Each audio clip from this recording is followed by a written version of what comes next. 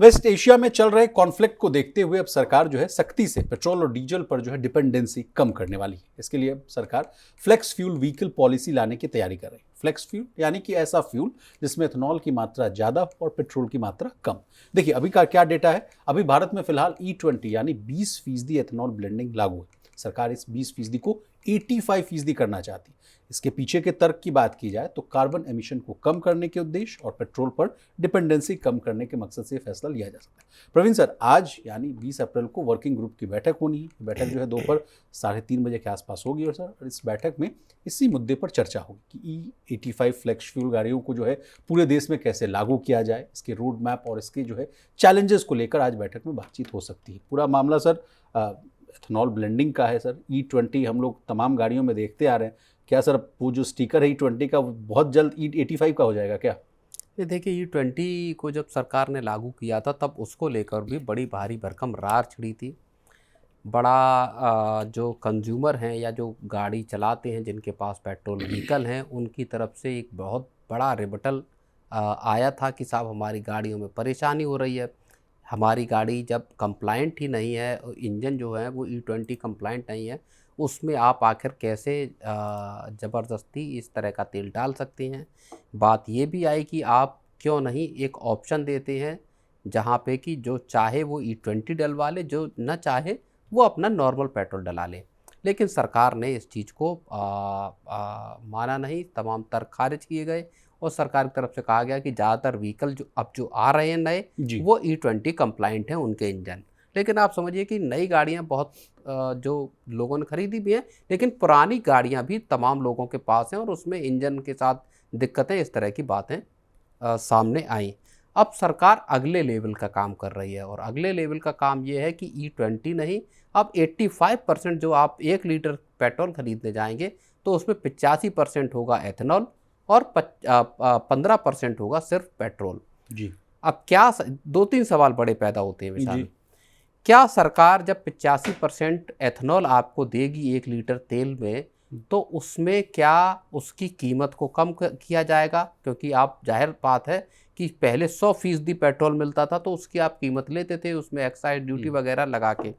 अब जब आप 15% ही पेट्रोल देंगे, 85% एथेनॉल देंगे, तो क्या सरकार यहाँ से पेट्रोल डीजल के प्राइसेस या पेट्रोल के प्राइसेस यहाँ पे कम करने का फैसला करेगी? एक सवाल ये है। दूसरा सवाल ये है कि क्या देश में E85 जो कंप्लाइंट इंजन या गाड़ियाँ मौजूद हैं फ्लेक्स फ्यूल के लिए इस ग्रेड के, इसका भी अभी जवाब ये है कि अभी कोई गाड़ी भारत में ऐसी नहीं है जो E85 कंप्लाइंट हो। कंपनियां इनके प्रोटोटाइप या इसके डेवलपमेंट का काम कंपनियां कर रही हैं, वो कब आएगी देखा जाएगा। और तीसरी बड़ी चीज़ ये है कि जब कंपनियां नई टेक्नोलॉजी इंजन में लेके आएंगी तो कीमतें कितनी ज़्यादा बढ़ेंगी इन गाड़ियों की। ऑलरेडी अभी कीमतें एक बार बढ़ाना शुरू कर दिया है कंपनियों ने।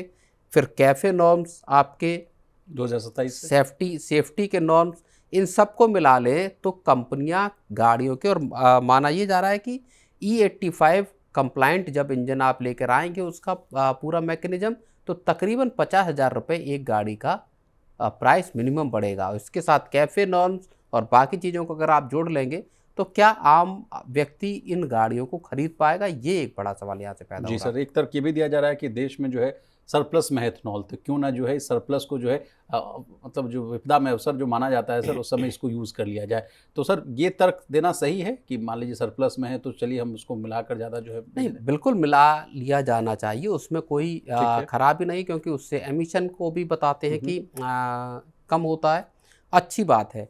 लेकिन इसका फ़ायदा कंज्यूमर्स को कैसे होगा, इसका भी सरकार को ही फिक्र इसकी करनी होगी। कीमत जब बढ़ेगी तो क्या उसको किस तरह से सेट ऑफ किया जा सकता है। जब आप एक गाड़ी खरीदेंगे E85, तो जो दाम बढ़कर आएगा उस गाड़ी का मौजूदा गाड़ी के मुकाबले, उसको किस तरह से देखा जाएगा कि कंज्यूमर की जेब पर बोझ ना पड़े। दूसरा, जब आप 85% एथेनॉल मिला रहे हैं तो क्या पेट्रोल के दाम भी सरकार कम करेगी? ये एक बड़ा सवाल है। सर एक दो लास्ट सवाल जो है, जो ऑटो कंपनियों की चिंता है उस पर भी समझ लेते हैं। एक तो कह रहे हैं ये लोग कि अवेबिलिटी कैसे होगी, तमाम पेट्रोल पंप्स पर जो है E85 पेट्रोल की अवेबिलिटी कैसे होगी, ये कैसे सुनिश्चित की जाएगी। और दूसरी बात है कि इंफ्रा से रिलेटेड जितने जो है सिस्टम्स वो कैसे रोबोस्ट तरीके से जो है बनते हुए नजर आएंगे। ये दो बड़े सवाल है सियाम के और ऑटो कंपनियों की। नहीं देखिए, सीधे तौर पर बात यही है कि E85 जब सरकार देगी तो अलग से कोई विकल्प देगी नहीं। मुझे ऐसा नहीं लगता कि कोई सरकार अलग से विकल्प देगी कि साहब ये है E85 वाला, ये आप तेल डलाना चाहें या आप E20 डलाना चाहें। और आसान भाषा में समझे सर, तो अभी जैसे कहते हैं कि सादा पेट्रोल और एक है प्रीमियम पेट्रोल, इस तरह का ऑप्शन नहीं देगी सरकार। ऐसा ऑप्शन बहुत मुश्किल है, क्योंकि सारे पेट्रोल पंप हैं, वहाँ बदलाव करने होंगे, वहाँ आपको अलग उसका स्टोरेज कैपेसिटी होगी, अलग टैंक होगा, उसके जरिए आप फिर E85 का, तो वो अलग पूरी मशीन्स और यूनिट्स लगेंगे। क्या डीलर तैयार होंगे इस चीज़ के लिए? क्या जो OMCs हैं वो इसका खाका तैयार करेंगे? मुझे लगता नहीं कि ऐसा करेगी सरकार। सीधा E85 का तेल है, ये आपको परचेज करना होगा अगर आप पेट्रोल व्हीकल चला रहे हैं। तो ये जाहिर तौर पर इसको लेके जो आपकी कंपनियां हैं, ऑटो कंपनी, उनका कंसर्न जायज़ है इस चीज़ को लेके। वही तो मैं आपसे अगला प्रश्न भी पूछने चाह रहा था सर कि E20 को लेकर इतनी रार मची, 20% मिलाया तो कहने लगे कि जो पुराने पार्ट्स हैं वो खराब हो रहे हैं कुछ है।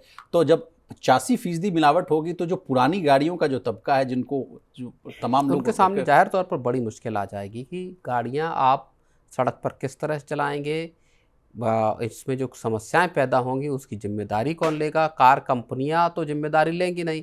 अगर आपकी गाड़ी में खराबी आती है, मान लीजिए किसी की गाड़ी 3 साल पुरानी है और 15 साल की वैलिडिटी है उस कार को चलाने की, और आप अगर उसमें 1 साल बाद से भी मान लीजिए शुरू कर देते हैं E85 और वो डालने लगते हैं, गाड़ी का इंजन ख़राब होता है, माइलेज कम मिलता है, इस सब की जिम्मेदारी कार कंपनी नहीं लेगी।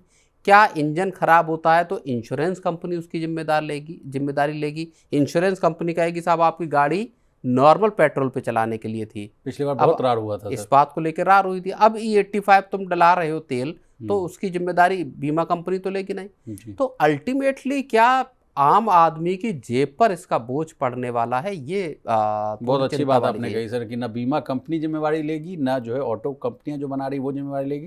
जिम्मेवारी सिर्फ और सिर्फ आपको उठाना पड़ेगा क्योंकि आपके पास गाड़ी है। तो ये है दिक्कत सर। नहीं बिल्कुल, सरकार दरअसल देखिए, अब इसमें समस्या इस बात की आती, सरकार जब पॉलिसी बना रही है और जो एक बड़ी बैठक है उसमें इस बात का जिक्र और चिंता जरूर होनी चाहिए कि कंज्यूमर्स के ऊपर इसका इम्पैक्ट क्या पड़ेगा। आप जो लाखों करोड़ों लोग जो गाड़ी खरीदने वाले हैं, जिन लोगों के पास गाड़ियां हैं, उनकी गाड़ियों पर क्या असर होगा, लोगों की जेब पर क्या असर होगा, इसका सरकार को प्लान पहले बनाना चाहिए, उसके बाद नया नियम रोल आउट करना चाहिए।